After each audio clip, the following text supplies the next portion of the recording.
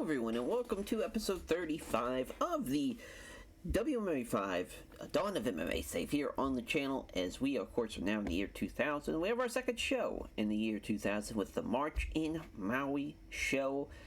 We do have a piece of mail to talk about. Now, Evan Tanner and Masakatsu Funaki, we already talked about we were going to let Masakatsu Funaki leave, but Evan Tanner is also leaving for Pancrase. I feel like, again, he hasn't done all that well. He's 2-3-1. It sounds like I just said he's 2-3-1, but he's 2-3 in ONE FC. There we go. For him, it's just not really that great of a run, especially because he's lost 3 of his last 4.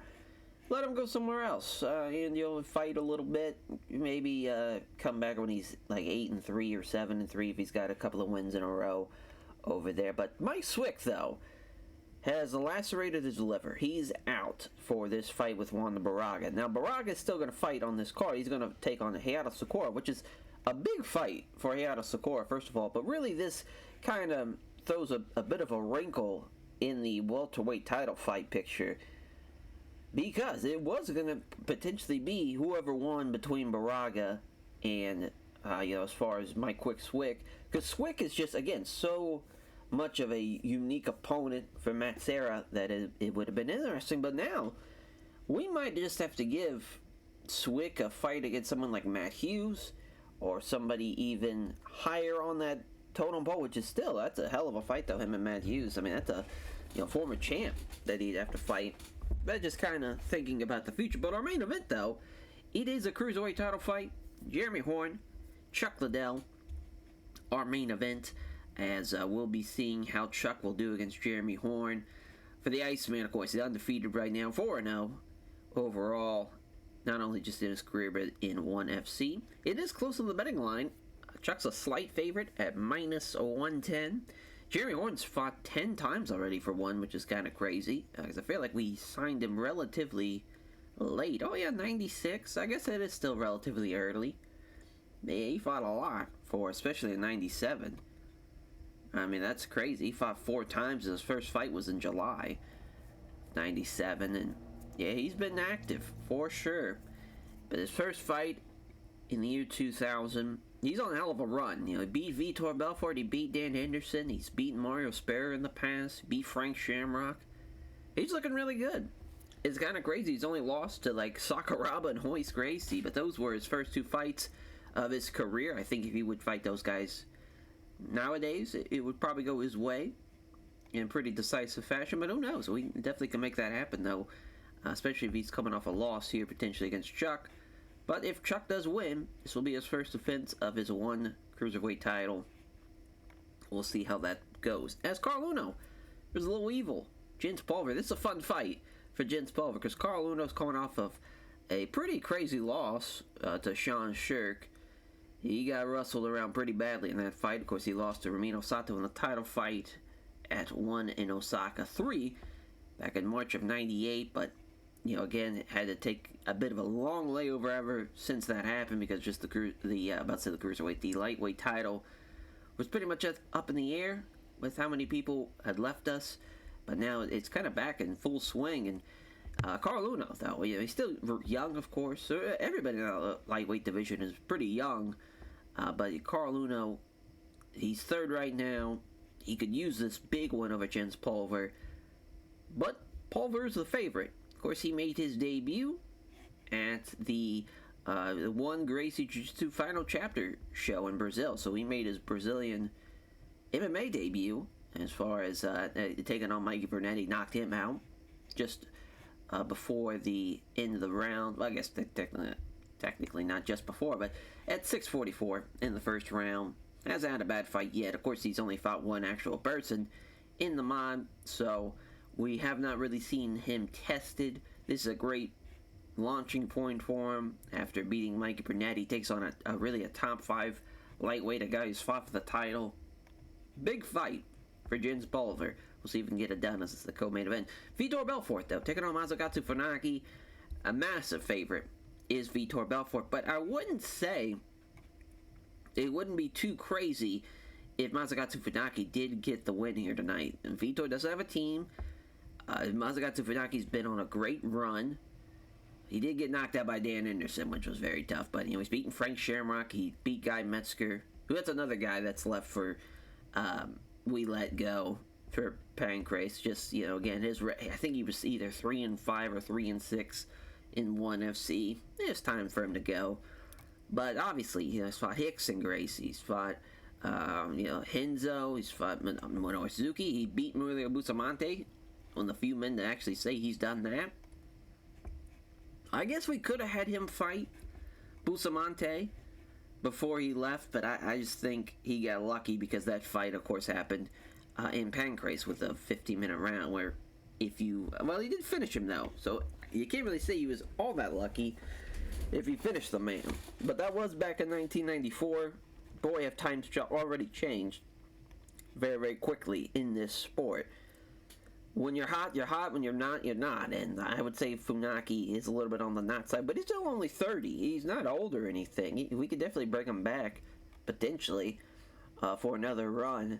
And maybe we do it at welterweight, at middleweight instead of cruiserweight. But for Wanda Baraga and Heiharu Sakura, Sakura is tied with Wanda Baraga at -110, extraordinarily close. I mean, nuts. Both guys are -110. For Wanda Baraga, of course, at one point was looking like a feared and dominant performer in ONE FC. Won his first 3 fights. He was 5-1 at one point. Then he went on a bunch of wins in Shudo, became 8-1. He defends the belt for the first time against Carlos Newton, but it was a split. The rematch happens. He loses that fight. Then has to fight Carlos Newton again for a third time. Loses that split decision in his title fight rematch after beating Dennis Hallman. And he loses to Matt Hughes. But he's been, again, racking up wins in Shudo. It's kind of crazy. He's never lost. He's lost one time in Shudo, rather, in the first Gono fight. For Baraga, of course, the welterweight division, he's a guy that could potentially, if he beats Sakura, could definitely be in line to fight Matt Serra. He is the number 2 welterweight in ONE FC. That'd be huge for him. Sakura, though, was very tough. He came back and did really well against Akihiro Gono. He beat Pat Miletich. Of course, he lost to Gono the first time around by split. It is kind of wild. His debut fight was a loss to Dennis Hallman. But he hasn't, he finished Shoni Carter. I guess you look at his record and his, the way he's won fights and the guys he's fought. It's not the most impressive list by any means, but he's got the talent, and he's a good kickboxer. He's got a pretty good judo background. His style is very unique because there's not a lot of welterweights that we have that are like that. Really, the only guy that's kind of like that now is Mike Swick. A lot of them are just kind of traditional wrestlers or Brazilian Jiu-Jitsu practitioners, and really for him, he's a more stand-up guy, and I think he's going to give him a good advantage tonight, especially over someone like Wanda Baraga, who's your traditional grappler. Should be an interesting one, grappler versus striker. Our belts in our main event of the prelim, Simi Schilt and Pete Williams. Simi Schilt and Pete, very fun fight here. Simi Schilt coming in, 5-3 on the record. Obviously, all those fights have been with us. Pete Williams is 6-4, but 5-4 in ONE FC. The heavyweight division, you're going to see a lot of guys that just have such similar records for the next couple of cards. This is one of them. And this is a very unique fight, because Pete Williams at one point, it was like, holy shit, Pete is actually going to go on a run like we thought he was there after he beat Dick Verge in 34 seconds. Like, oh boy, his next guy better watch out, and he gets choked out by Mark Kerr. He got the Pedro Hizo knockout after that, too. So, tough start. Then he goes on a nice little winning streak, though. And now he's just lost to Alexei Olenek and Carlos Barreto. He gets finished, unfortunately. He's been choked out 3 times by a rear naked choke, and he got knocked out, of course, by Hizo. But he is coming off a win against Gary Goodrich, so at least he's got that going for him. So that's a positive, but for Pete Williams, he's going to need all the power, all the strength, and he's probably going to have to use some wrestling to take out Simi Schilt. Now, Simi Schilt, of course, just knocked out Guy McGee in the Battle of the Giants a quick turnaround, but he really didn't get tagged a whole lot or anything in the Gan McGee fight. Of course, he's lost to Heath Herring. He TKO finished Kevin Randleman, though. The Igor fight is so crazy. 5'8" Igor going out there and beating him. And the Don Fry fight, of course, happening. The first of the 2 fights for Don Fry that night. Going the distance. He's a guy, I mean, again, he's got the skill set. He's got the size.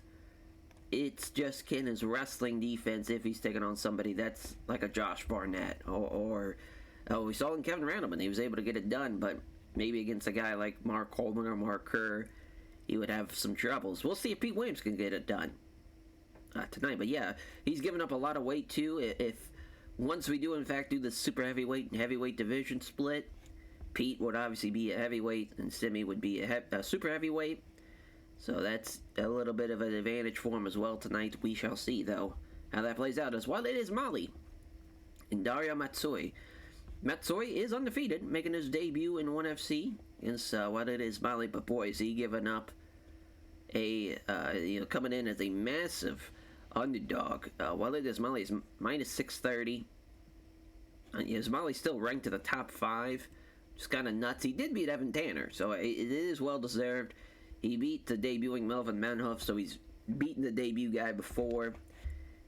You can see the rear naked choke. That is his weapon of choice on getting finishes. If he's got your back, you are extremely fucked.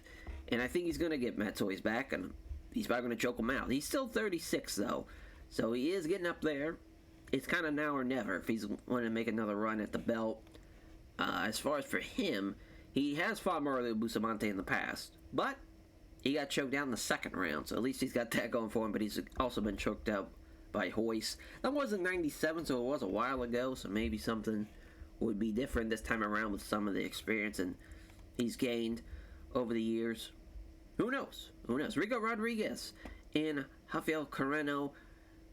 Rico Rodriguez and Carreno, of course, coming in at 265. 2 giants, especially for Carreno.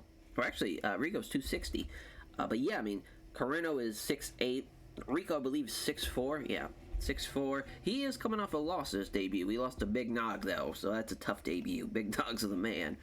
We know what he can turn into. But as far as both guys, not the greatest of records. Rafael Carreno, his one win was against Paul Varlins, which is not saying much. He got knocked out by Arlovsky in Arlovsky's first fight. He also fought Pedro Heza, which is a tough fight in your second fight in the promotion. It's a win for both guys, really, but it's a close one on the betting line. Minus 150, minus 110. Both guys could desperately need a win and use a win. Should be a good one. Should be a good one there as a heavyweight battle. In our opening contest, a welterweight contest, Pete Spratt making his debut against John Alessio, who's had a very tough go of it here in 1FC. 1-3, 1-2 overall. Of course, he debuted against Matt Serra in the mod in UFC 25. Got Kimura, then lost to Cristiano Marciello. Another Kimura loss. They just went the distance with Chris Lytle, which was another loss. Hasn't had a bad fight. His style is pretty solid for that, though. He's a great stand-up guy. He's got pretty... his jiu-jitsu isn't great compared to, like, the Matt Serras and the guys that are completely of that Brazilian jiu-jitsu game. But it's solid. It's getting better. I think he's going to have a good time against Spratt, though. But he is the underdog, though. I just think Pete, he's 5'9", a little on the smaller side. He's just a kickboxer. He did get a win with the Kimura against the local guy, but he also doesn't have a team either, does John Alessio, so that's definitely going to hurt him. Should be an interesting one to see how these two guys, as far as obviously, and Alessio's not even 21 yet. He's still super young. He's got a lot to learn, but this could be a great night for him to get that first step into maybe potentially, again, if he wins tonight, he will be a little closer to getting his pro record out of under 500. For Chuck Liddell, making his first defense of the one cruiserweight title, like we said. Jeremy Horn, though, submitting 4 of his last 5 opponents. Main eventing for the second time, both these men. And, of course, they're ranked 2 and 3 on the cruiserweight rankings, which is wild. I think Shamrock's won, which that's a fun fight. Whoever wins this is probably going to fight Ken Shamrock. Chuck is, you got the 5-inch reach advantage. He's got the slight edge with the Blurcat staff picks. I don't see him losing this fight. I think the reach is too much. He's such a good counter striker. He's got the power. I just don't think Jeremy Horn's going to get it done, but who knows? Who knows? Carl Uno versus Little Evil, Jens Pulver. As Carl Uno is actually going to have a significant weight advantage in this fight. It's not going to help him out, it looks like, on the Blurcat staff picks, as it's 2-5. With Pulver having the advantage, I would just say he's probably the better stand-up guy, but it should be a good fight, though, nonetheless. For Vitor Belfort, looking to get a win over Masakatsu Funaki. As Funaki, of course, will be leaving for Pancrase. After this fight, maybe Vitor can send him off with a loss, or, well, Masakatsu Funaki will submit it, as far as, I believe it would it be 5 of his last 5? Or no, yeah, he still lost to Dan Anderson. So it still would be 4 of his last 5, but boy, would it be 3 submissions in a row. That would be impressive for Masakatsu Funaki. If he can get it done, especially over somebody like Vitor Belfort. So our welterweight fight, Wanda Baraka, Yada Sakura on the main card. It's crazy how low Sakura's ranked. I guess he hasn't fought the biggest of names, but I think it's going to be a good fight for Baraka and him. I think he's going to give Baraka a tough challenge with his striking. We'll see if that will be the case. 14-inch reach advantage for Simi Shell. Always insane to seeing those reach advantages over his other heavyweight fighters. He's got the significant weight advantage tonight, of course. God bless Simi Shell, man. He's such a demon. But he's the underdog, though, on the Blurcat stat picks, at least. Pete Williams is the favorite at 4-3. As for what is Mali, Daria Matsui, Ismaili, I think he's the biggest favorite tonight on the betting line. He's submitted, of course, 3 of his last 5. Matsui's only won by decision of his last 5 fights. Not a guy that's going to get a finish. Not a great sign when you especially have to work for 40 minutes tonight, potentially, if you want that decision win. Is fighting for that long is pretty tough. Rafael Carreno and Rico Rodriguez. Rodriguez is the favorite on the Blurcat stat picks, which is interesting. Carreno is a little bigger. We'll see, though. We'll see if, usually we've seen crazier things, of course, happen in that ring. As the secret weapon, Pete Spratt taking on the natural John Alessio. Pete Spratt's debut. Alessio's got one backer that sees the potential in John Alessio, but man, if he loses this, he'd be 1-4. Would be an extremely tough start to his career. Alessio's trying to get in close, but Spratt's making the initiative. Fails on the spin kick after the jab lands. 1-2 misses from Spratt, and always able to clinch up with him and take him down potentially. Oh no, Spratt's got control. Well, I didn't think that was going to happen, so now he's got taken down. Wow, went for it. Almost got it, but it's a scramble. Oh wow, Alessio's going to land some nice shots here after winning out in the scramble. Went for the soccer kick, that would have been crazy, but they're back up now. Jab and a body kick from Spratt. Oh, I'm liking these shots to the ribs here, but already Spratt's getting tired, which is not a great sign. We're already 5 minutes in. Oh, he's left hopping on one leg. At least he's going to drive him against the ropes. Can't take him down, though. Boy, does he got to work on his takedowns. And then maybe he'll get him down here. There we go. Takes him down. Trying to transition to guard, not happening. So he's in a stalemate here as well. So even now, he's not able to do a whole lot with his precision jiu-jitsu, with his grappling, and it's been pretty brutal. And now he's going to stand on top of him. So there's a kick to the knee, sharp kick to the calf. Yeah, I don't know if Pete Spratt's got the stamina for this, for these fights. He's already pretty tired. He's still got 3 more rounds. Nice right cross that lands from Alessio. Caught him with a right roundhouse kick to the body. Another right roundhouse kick to the body. Boy, oh boy, yeah, now he's up against the ropes. Yeah, he's getting kneed now. Went for the elbow, but Alessio prevents that from happening. Doing some small shots to the ribs. Pete Spratt's doing a good job with the dirty boxing, with the clinch. Going for the knee strike, but this time Alessio actually gets out of it. Spratt avoids all those shots. Nice straight right hand, though, lands hard. Now Alessio's starting to slow down. He gets this takedown, though, so there we go. He's finally got his takedown. After after besides the trip, of course, the actual double leg or single leg takedown that he shot in. Making sure he doesn't get caught in the double underhook. He's looking good, though. I think he's definitely winning this fight. Spratt, I think, is just a little too tired. So he's not going to have the power to do anything with his striking. So it's going to come down to who's the better grappler. Wow, he actually gives up the chance. So now Spratt's going to be able to stand up, and we're back to striking, which Alessio lands the big right hand. Oh, wow. Spratt comes in with a takedown. Oh, but he got a guillotine. Oh, my. Yeah, we caught him with it. Great job by John Alessio. Gets a submission win tonight. Makes it 2-3 in his career. And, yeah, huge win for sure for John Alessio. Thanks to sponsor for backing him, and thanks to his family, friends, and supporters. Great win there. Rico Rodriguez and Rafael Carreno. Our next fight. Here we go. Nothing lands here from the beginning. Oh, nice counter. Missed the big right hand. Carreno comes in with a right hook. Carreno with a left hand, but Rodriguez avoids the big right. Yeah, these two are going to be swinging big. Went for the big right hand, but missed it after the jab lands. Two lefts from Rodriguez. Left jab, the right misses. Left jab from Carreno. 1-2 again. Oh, nice quick left hook here. Slipping past that shot. Trying to slow him down a little bit. Not happening, though. Throws a counter jab. Misses that shot. Exchange of some strikes, but nothing really coming of it. Misses on that jab and right hand from Rodriguez. Oh, nice. Oh, no. Missed it. Never mind. So he also missed with the jab and the right hook. I thought maybe he was going to land that right hook. But he missed it. Caught him with the right hook here. Does Carreno. Missed with the left jab. Scores to the right hook. There's a right hook from Rodriguez now. Oh, and now Carreno's trying to take him down. He's got the takedown. Kimura fights it off. That would have been crazy. Great job by Carreno, though. Went for the mount. It's a scramble. Well, Carreno's back on top, though. So we're back. Now he's trying to get better position. Oh, my. He's got side control with ease, too. It's not looking good for Rico Rodriguez if they go back down there. Slipping past the right hook attempt. Attacks with a nice quick left jab and a solid right hand. So nice 1-2 off the counter. Oh, Rodriguez is missing these shots some more.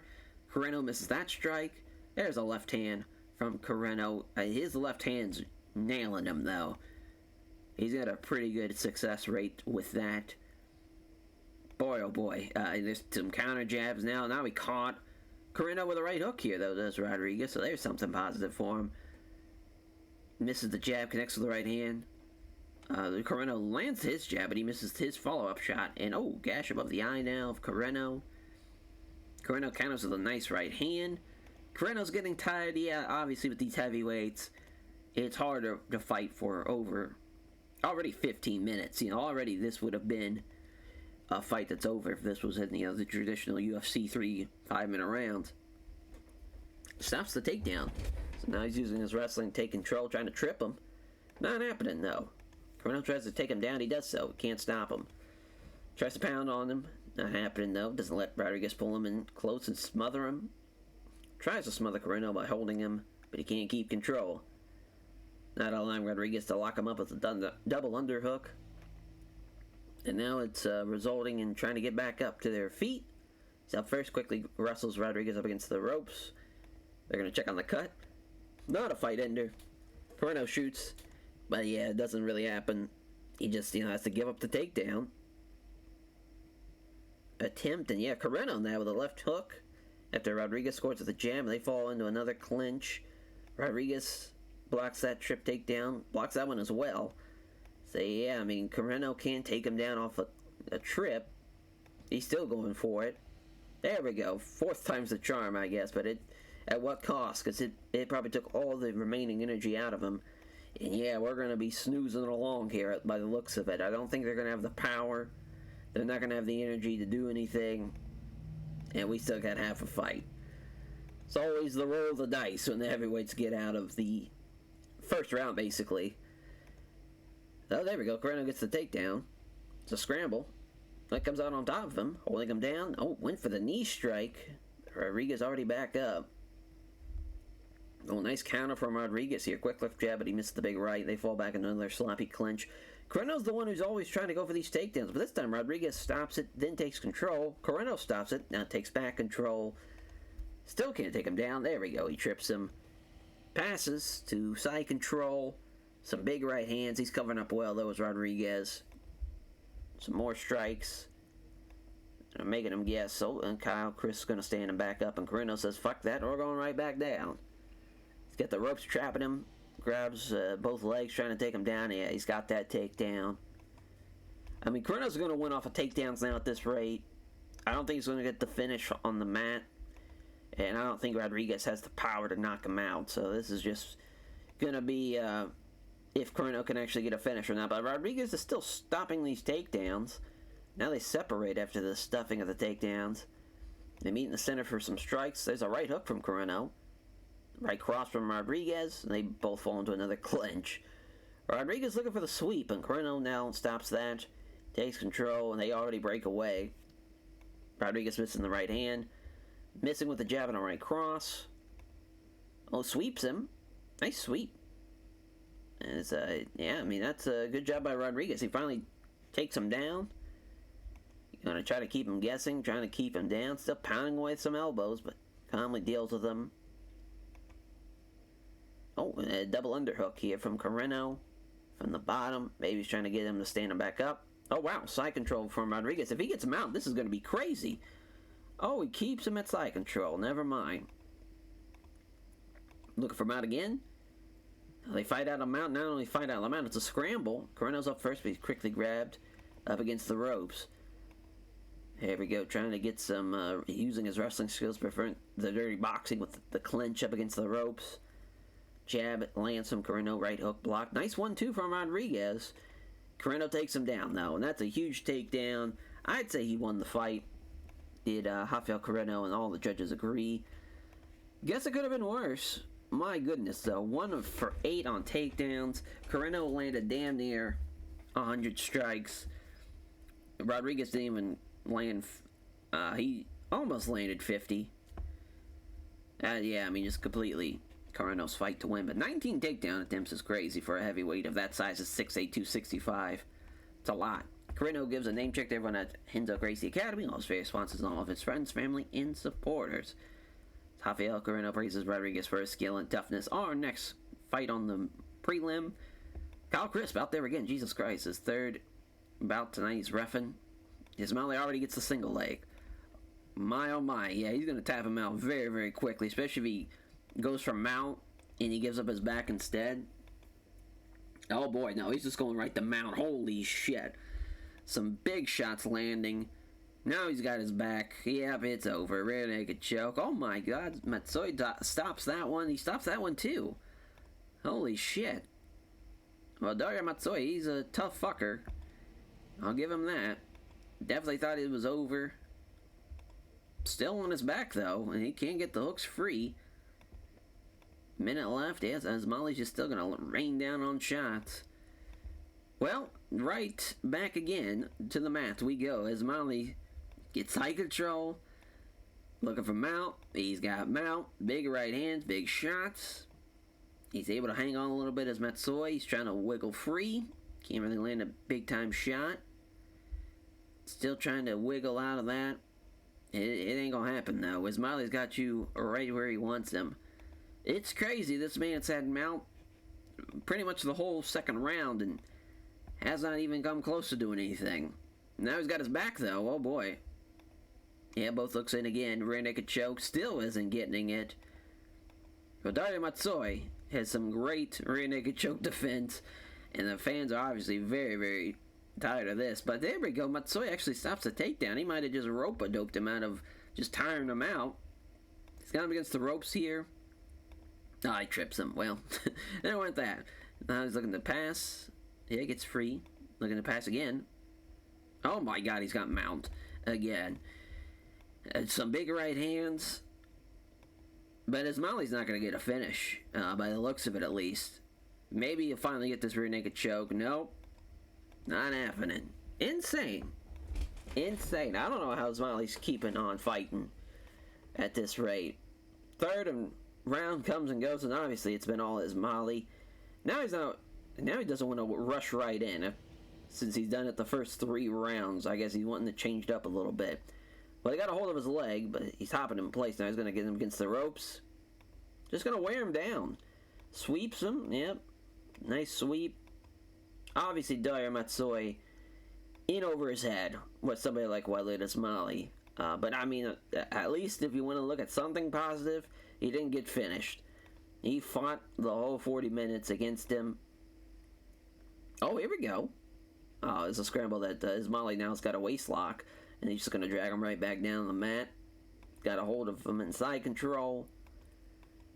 Is he going to do anything once he gets the mount, potentially? I think they're just going to stay there. I will say this. Kyle Chris probably could have stood him up a good bit. Now, as I say that, they stand him up now. But not a whole lot happening. Oh, great sprawl from Matsui.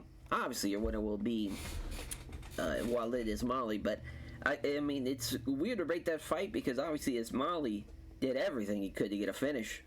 Matsui's defense was just too good for him to actually get the finish. But, obviously, a dominant performance nonetheless for Walid Ismaili. Our main event, the prelim, Hightower, Simi Schelt, Eldoro, Pete Williams, John McCarthy, our referee.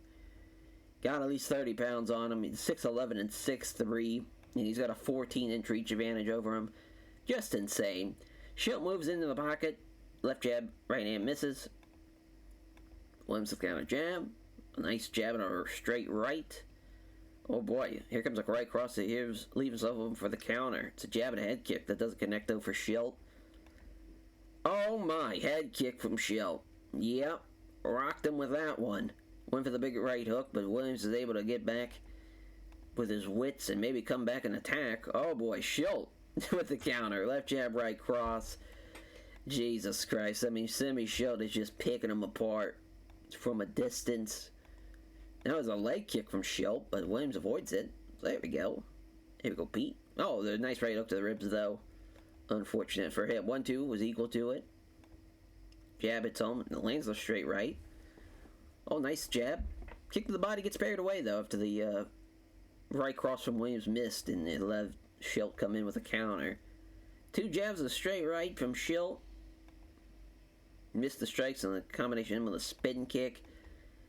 Lord have mercy, Simi Schelt just kind of teeing off. He's doing great. Oh, and another counter strike with a right cross, but he has not rocked him besides the one time with the head kick. Oh, there's a right cross that lands hard. Thought maybe that was going to be a nice right hand from Williams, though. There we go. Jab and a right hook from Schelt. Went for the big head kick, but Williams dodges it. So there we go. Schelt went for it again. Williams goes for the head kick, but it's wide of the mark after the jab. Nice a jab and a kick to the leg. Obviously, Simi Schelt's winning this fight so far. But Pete's not tired. He's got a chance. And that head kick, it was a glancing blow, though. If that would have landed, potentially. Nice thumping kick to the thigh now. Right cross lands hard. I mean, Simi Schelt is landing. There's a jab and then a right cross that lands hard. Big right hand from Schelt. Jesus Christ. Oh, there we go. Simi Schelt taking the initiative. So it looked like Pete was maybe just trying to wrestle and get him down finally. He's been getting leg kicked to death, is Pete, so he's not going to have his legs to potentially take him down too later on in this fight. He probably just broke his nose there with that straight right hand. Jesus Christ, but Pete's going to shoot in. Doesn't get it, but he's got a hold of him against the ropes. There we go. He's got side control. Kimura. He got him. God damn it, Simi Schelt. I mean, broke his fucking nose potentially. Then Pete just ate it. Took him down and got a Kimura. Crazy comeback for Pete Williams.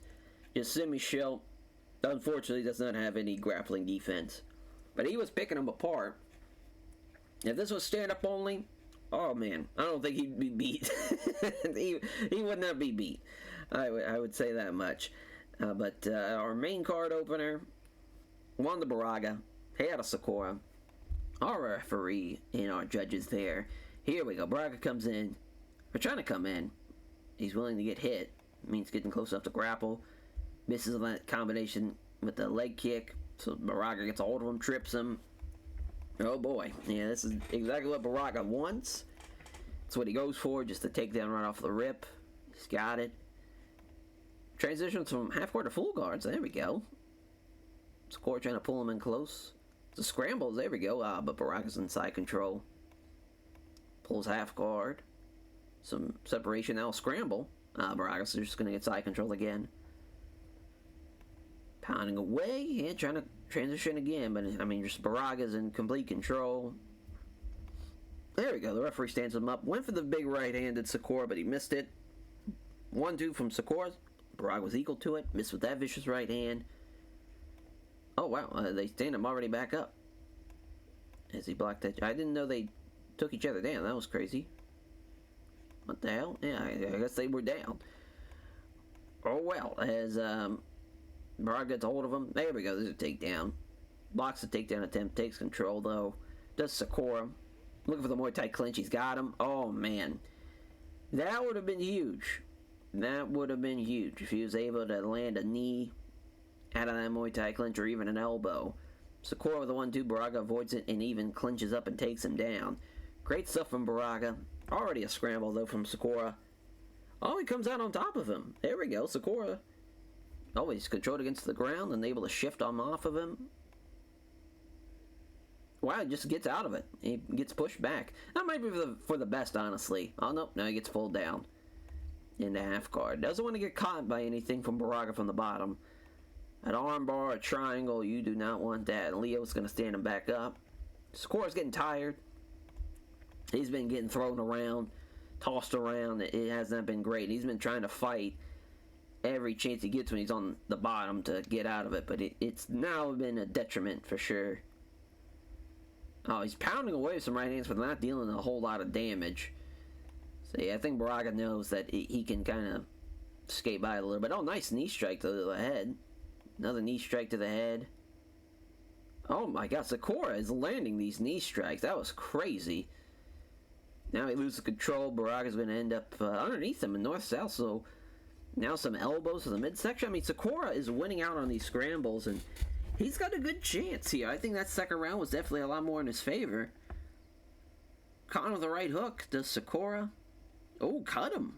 There we go. Large gash above the forehead. Oh my, Sakura with the left hand of the beautiful right uppercut. Down he goes. Yeah, Sakura might get it done.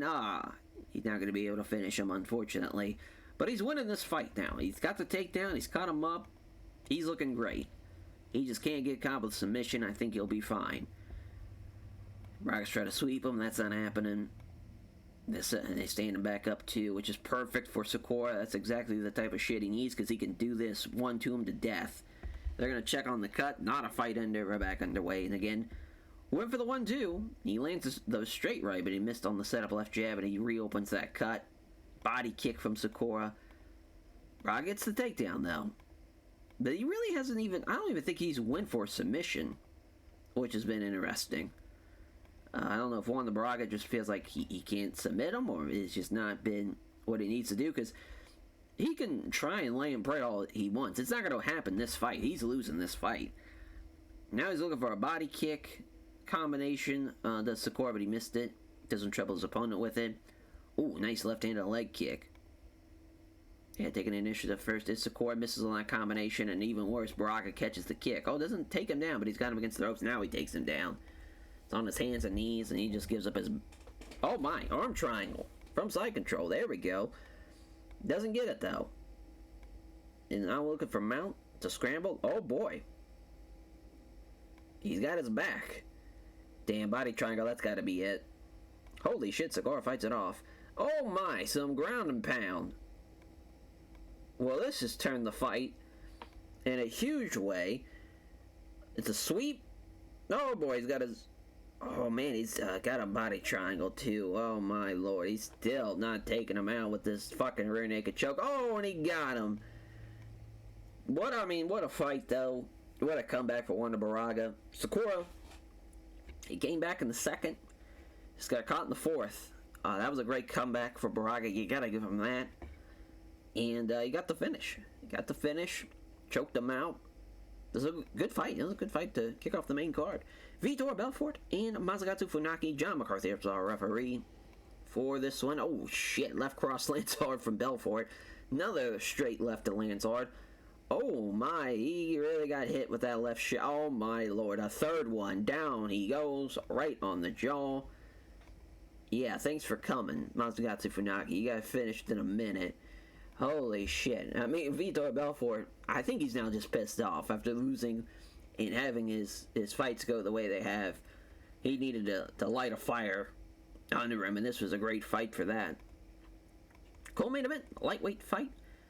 Yeah, Carl Uno probably fighting around 165, which is pretty big, obviously for his frame at 5'8", 165. We'll see what he can do with it, though, as a flurry of the 3 quick punches, landing all of them, scores with a right to the body. Pulver comes in, trying to trade blows, counter jab. Nice straight right hand. Throws a jab, missed it though. Left jab caught him with a right hook to the body. Missed the left hand in the exchange. Jab lands from Pulver, but his big right hand follow-up misses. Carl Uno with the takedown, he's got him. Good shit. Trying to pass, and it's only half guard. It's a scramble from Pulver. Oh, he's underneath him too, so Jens Pulver's on top of north-south. Some elbows to the ribs. Not really any power behind him. And now they're going to scramble, and he got him up first, and Uno quickly drives him against the ropes. So now Carl Uno's going to just try and grind him out against the ropes. Not giving him a whole lot to work with. Luckily, they're going to separate him, but Carl Uno gets the single leg.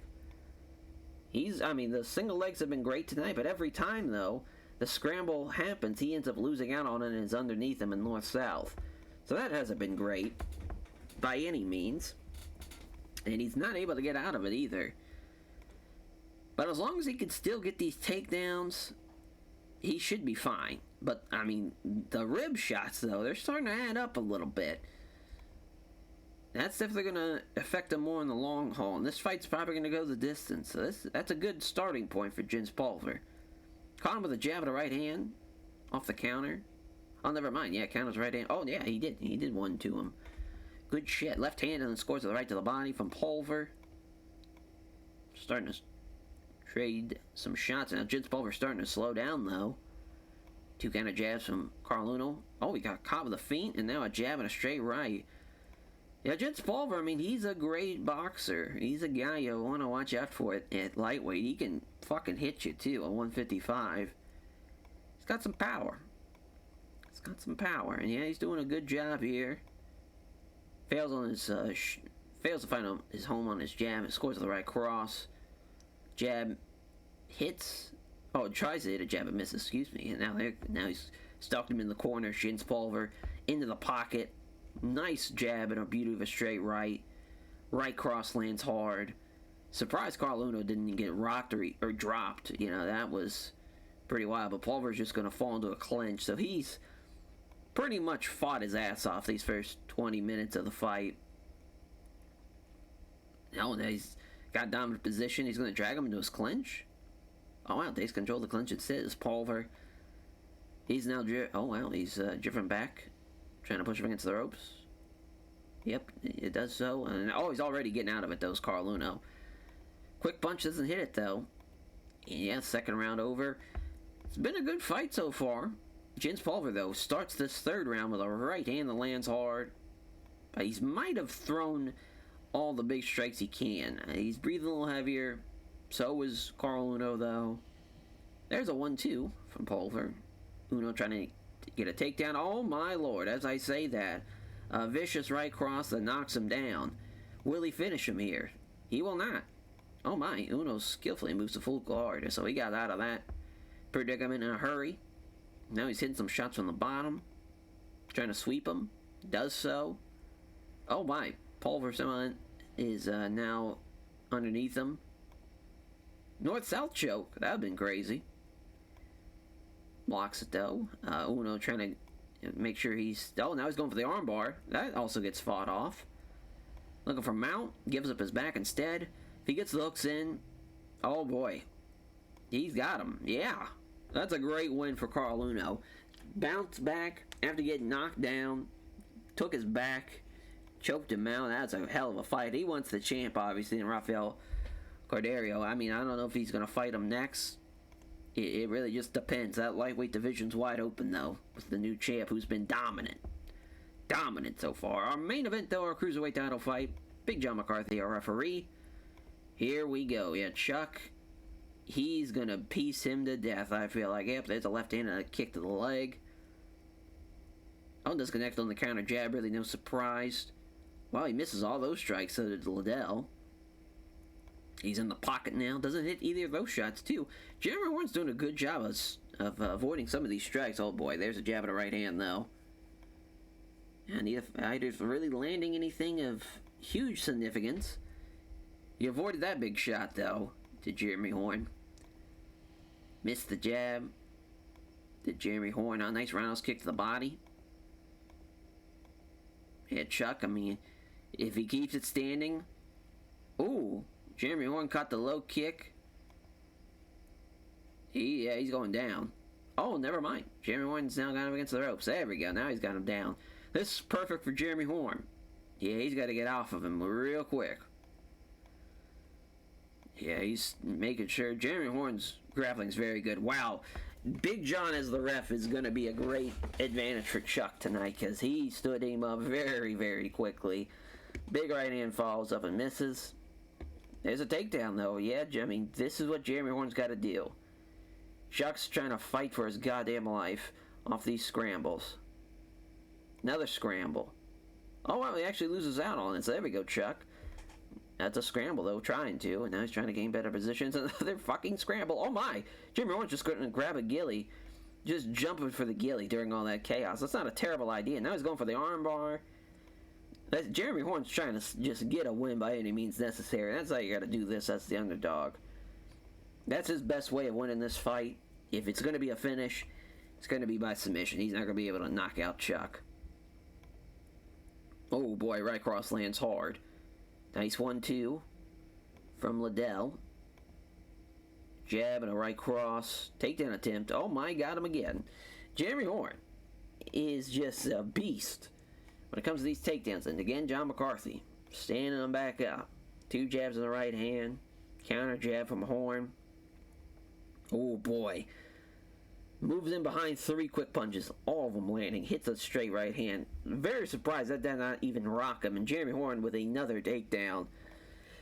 I mean, listen, it's been grappler versus striker. We knew this is what was going to happen. Chuck has not rocked him yet. But Jeremy Horn has been tremendous with his takedowns. This time, though, he doesn't get it. But he's probably going to get him here once he's got him against the ropes. Now he's just going to put all that weight on him. Trying to stall him out, and Big John's going to separate him. I mean, first half of the fight, it really is anybody's fight. Chuck's done well at times, but there's been times where Jeremy Horn has been the better fighter. He's been in control. Oh, now he's in the pocket, though. Chuck misses that one, too. Oh, he caught that one, too, though. My goodness. Nice jab and a right hook. Went for the combination with a low kick. That doesn't land, though. Yeah, I mean, Chuck, I think his time is that window of him getting a win, I think it's now fading very, very fast. He's going to lose out on some, damage with him losing strength and losing stamina. Jeremy Horn's going to keep on taking him down. And now he's going to lay him prey, which I hate to see that against the champ.